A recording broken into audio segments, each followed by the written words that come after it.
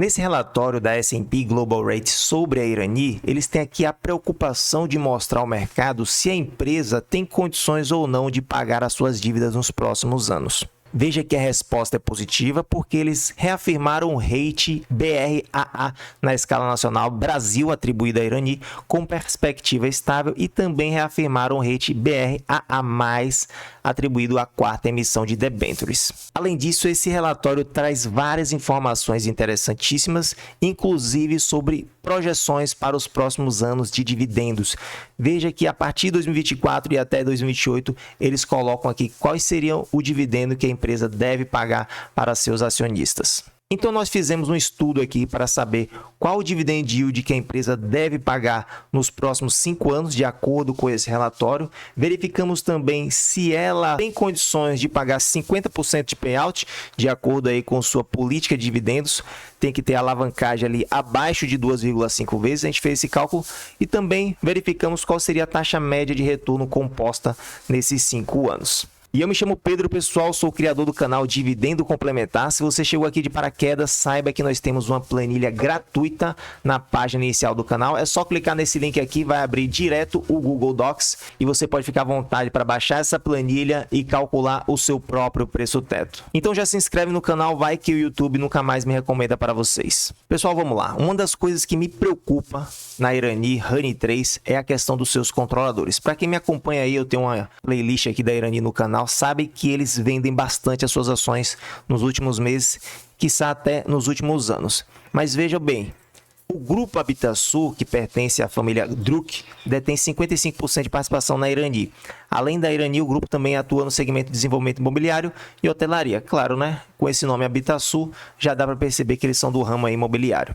Acontece que essa passagem aqui me deixou um pouco mais aliviado dessa preocupação que eu tenho desse grupo controlador interferir na empresa. Veja bem, em termos de governança, embora seu controlador, o Grupo Habitasul, já tenha enfrentado problemas de liquidez no passado, não impactou os fluxos de caixa da Irani, uma vez que as debêntures e os empréstimos bancários da Irani contam com cláusulas restritivas que limitam a distribuição de dividendos e impedem qualquer tipo de empréstimos entre empresas do grupo.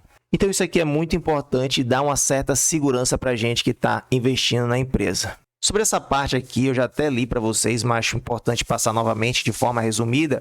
Eles esperam, o S&P, né, que a economia brasileira ande de acordo ali com a previsão do mercado, né? PIB crescendo um pouco, inflação controlada, taxa básica de juros caindo, taxa Selic chegando em 9% ali no final de 2024 e em média vai ser isso em 2025. Sobre essa outra parte aqui não tem nada demais também, volume vendido, preço de venda dos produtos da Irani, tudo andando meio em linha com a inflação, crescendo um pouco ano a ano, não tem muita novidade. Mas tem duas coisas que eu quero destacar aqui para vocês, que tem gente falando no YouTube que esses 150 milhões aqui vão entrar no lucro, e se entrar no lucro, entra no cálculo do dividendo. Isso não é verdade, pessoal. Essa compensação de créditos de PIS/COFINS sobre a aquisição de Aparas, que foi aí um ganho judicial que a empresa teve, já entrou no lucro do segundo trimestre de 2023. Então, já entrou no cálculo de dividendos e a gente vai ganhar agora nesse dividendo maior que vai ser pago ali em maio desse ano 2024, referente a 25% do lucro de 2023. Então, não vai entrar mais no dividendo, não vai entrar mais no lucro, não vai entrar mais no dividendo. O que vai acontecer é que vai beneficiar o caixa, fazendo com que a empresa tenha um fluxo interessante para pagar suas dívidas, para fazer seus investimentos e tudo mais. E aqui embaixo o S&P já começa a falar sobre dividendos, onde ele espera que a empresa pague 125 milhões em dividendos no ano de 2024, mas depois o negócio vai piorando para 70 milhões e a gente vai ver mais aqui na tabela abaixo. A respeito dos dividendos, o que o S&P tem a falar sobre a Irani? Em 2024, uma estimativa ali de 127 milhões. Em 2025, uma previsão, na verdade, uma projeção de 71 milhões. Em 2026, 76 milhões. Em 2027, 90 milhões. Em 2028, 115 milhões. Então, o que a gente percebe? Há uma queda no pagamento dos dividendos até 2025 e depois isso vai aumentando até 2028. Lembrando que isso aqui é apenas uma projeção dessa agência de ratings S&P. Então aqui no meu estudo, pessoal, a gente botou aqui 2024, o dividendo por ação daria nessa ordem de 53 centavos e o dividend yield seria de 6% para esse ano, o que é interessante. Porém, as coisas não melhoram como deveriam ser, né? A gente espera sempre que uma empresa cresça, que aumente seu fluxo de dividendos, mas nesse caso aqui da Irani, a gente tem uma previsão aí, na verdade, uma projeção de diminuição nesse pagamento de dividendos por essa agência S&P. Veja que em 2025, o dividendo por ação fica ali na faixa de 30 centavos e o dividend yield em 3,3%. Em 2026, a coisa já melhora um pouquinho, o dividendo por ação em 32 centavos e o dividend yield em 3,6%. Aí em 2027, o dividendo por ação de 38 centavos e o dividend yield de 4,25%. E em 2028, já aumenta um pouquinho, o dividendo por ação fica na faixa de 48 centavos e o dividend yield de 5,4%. Então, de acordo com essas projeções, o total de dividendos que a empresa deve pagar nesses 5 anos é de R$ 2,00. Isso vai dar um retorno ali de 22,64%. Se você calcular a taxa de juros média composta nesses 5 anos, a gente vai ter de 4,17% e a gente vai querer algo em torno de 6%. Então, não é muito legal isso aqui. Lembrando que você não pode pegar esses 22,64% e dividir por 5, porque aí você estaria trabalhando com juros simples. Tem sim que abrir uma calculadora de juros compostos, como eu fiz aqui. Peguei essa desse site, bota o valor inicial aqui e vai colocando a taxa de juros até você conseguir esses R$ 2,00 em juros aqui. Claro que dá para fazer essa conta de uma outra forma, mas pegando assim é muito mais prático. Veja que todas essas contas, pessoal, eu fiz considerando uma cotação de R$ 8,82, que foi o fechamento da sexta-feira agora. Porém, o que acontece? Se você quiser 6% de taxa média composta de juros ao ano, nesses próximos 5 anos, essa cotação tem que abaixar. Se você colocar aqui na calculadora 6% de taxa de juros, o valor inicial tem que ser ali de R$ 6,00 para que esse total em juros que vai retornar para o seu bolso seja na ordem de R$ 2,00 por ação em 5 anos.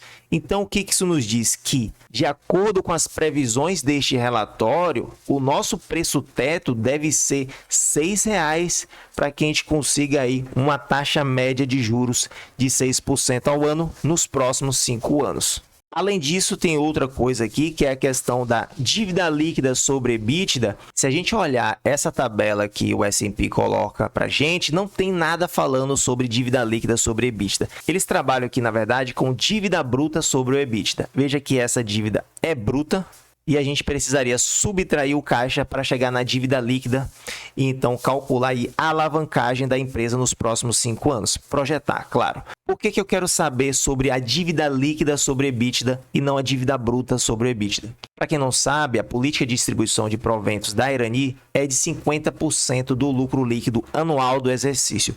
Porém, isso se a alavancagem da empresa estiver em 2,5 vezes ou abaixo disso, a alavancagem medida ali em dívida líquida sobre EBITDA. Então, a gente fez esse breve estudo aqui embaixo, pegamos a dívida bruta de cada ano, subtraímos pelo caixa, ganhamos a dívida líquida e depois dividimos a dívida líquida sobre EBITDA e a gente chega aqui numa relação de 1,98 vezes em 2024, 1,43 vezes em 2025, 1,07 em 2026, 0,62 em 2027 e 0,23 em 2028. Então, a gente vê que a situação de alavancagem da empresa vai melhorando com o passar dos próximos 5 anos e eu acho que a empresa não vai ficar parada esperando essa alavancagem chegar a zero. Aqui nessa recente reportagem do dia 19 de fevereiro de 2024, o CEO da empresa ele dá uma entrevista e responde a seguinte pergunta: como planejam financiar o próximo ciclo de expansão?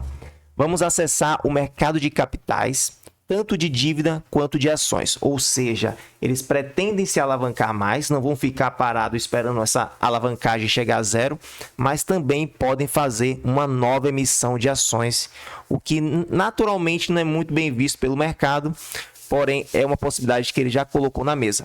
Nossa expectativa é estar com um novo ciclo definido até o fim deste ano. Então, ainda em 2024, essas projeções aí de dívida líquida por EBITDA pode mudar, bem como tudo, né? Questão de lucro, dividendo, mas enfim, Uma indústria de papel e embalagens tem que fazer tudo muito bem planejado, porque os investimentos levam alguns anos para acontecer e mudam o patamar de rentabilidade da empresa. Além disso, eu quero destacar algo que eu acho muito interessante, apesar de não achar muito positivo da empresa, que é a questão de como ela paga seus dividendos, através de uma porcentagem do lucro líquido.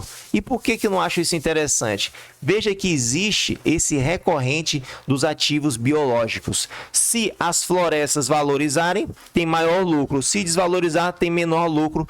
Não tem nenhum fluxo de caixa associado com esses ativos biológicos, porque é simplesmente uma valorização ou uma desvalorização do valor justo dos ativos biológicos, porém existe um fluxo de caixa de saída dos dividendos, caso tenha uma grande valorização desses ativos biológicos. E caso não tenha, como foi nesse último trimestre, veja que teve uma desvalorização de quase 20 milhões de reais, isso impactou severamente nos dividendos, que vai dar aí no trimestre menos de 1 centavo por ação. Enquanto que o valor recorrente sem ativos biológicos ficou ali em 45,5 milhões de reais, decrescendo apenas 8% se a gente comparar com o trimestre passado. Aí se a gente pega e coloca tudo no bolo, os ativos biológicos, os não recorrentes também, dá menos 89% comparando o terceiro TRI com o quarto TRI de 2023. Então, essa questão dos ativos biológicos, eles impactam bastante no lucro e, consequentemente, nos dividendos. Vindo aqui para a nossa planilha de preço-teto, a gente tem esse lucro por ação projetado para o ano de 2024 de R$ 1,16. Veja que a gente pegou isso do site MSN Dinheiro. Isso daria um dividendo por ação na faixa de 58 centavos. Agora, de acordo com o relatório, a gente tirou aqui um dividendo por ação de 53 centavos em 2024, uma estimativa. Porém, pessoal, isso não é referente ao lucro de 2024. Isso é referente ao fluxo de caixa que vai sair em 2024, ou seja, o que vai ser pago em 2024 deve ser 53 centavos. E a gente sabe que 40 centavos vai ser pago referente ao ano de 2023.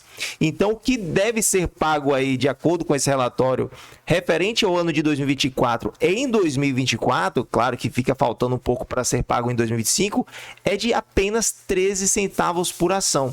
Aí eu fiz uma conta aqui que é a seguinte: se a gente sabe que a Irani paga 25% do lucro em cada trimestre e os outros 25% só no ano que vem, ela vai pagar ali 25% do lucro dos 3 trimestres, né? Primeiro, segundo e terceiro. O quarto tri fica para o ano que vem.